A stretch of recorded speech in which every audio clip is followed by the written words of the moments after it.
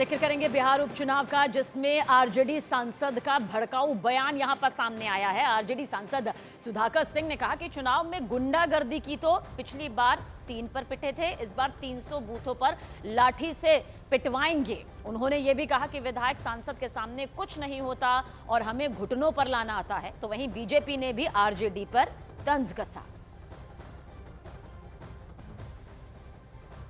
20 वाली गलती नहीं करेंगे। पिछली बार 20 में 3 जगह ही लाठी से पिटाए थे लोग। इस बार चुनाव में गुंडागर्दी करेंगे तो 300 बूथ पर पिटाएंगे लाठी से, याद रखना है।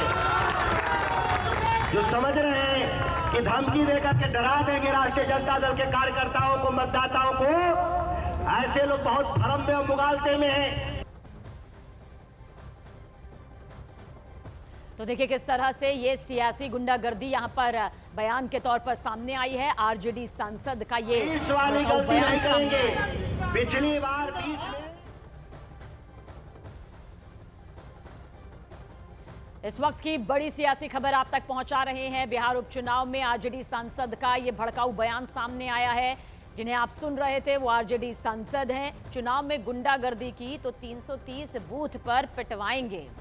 चंद्रमोहन हमारे सहयोगी ज्यादा जानकारी के साथ। चंद्रमोहन, किस तरह के ये शब्द हैं अपनी मर्यादा को लांघते हुए और ये बताते हुए कि किस तरह से पिटवाने तक की बात की जा रही है, सीधे सीधे गुंडागर्दी की धमकी?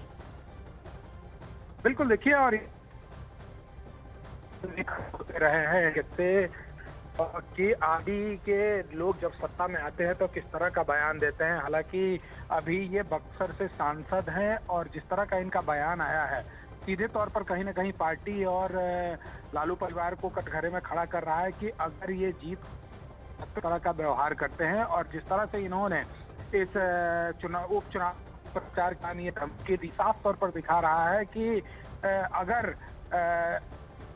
दूसरी पार्टी की जीत होती है तो फिर ये किस तरह से और किस हालात तक पहुंच जाएंगे। जिस तरह से सुधाकर सिंह ने कहा है कि अगर ये जीत कर आते हैं तो 300 बूथों पर लोगों को पिटवाएंगे। सीधे तौर पर गुंडागर्दी की बात हो रही है तो साफ तौर पर समझा जा सकता है कि जिसको लेकर पहले भी सवाल खड़ा होते रहा है आरजेडी को लेकर, वही कहीं ना कहीं उसको चरितार्थ होते हुए सुधाकर सिंह दिखा रहे हैं। तो बिगड़े बोल यहां पर कुछ इस तरह से आरजेडी सांसद के सामने आए हैं। चंद्रमोहन इस पर जानकारी दे रहे थे। शुक्रिया आपका।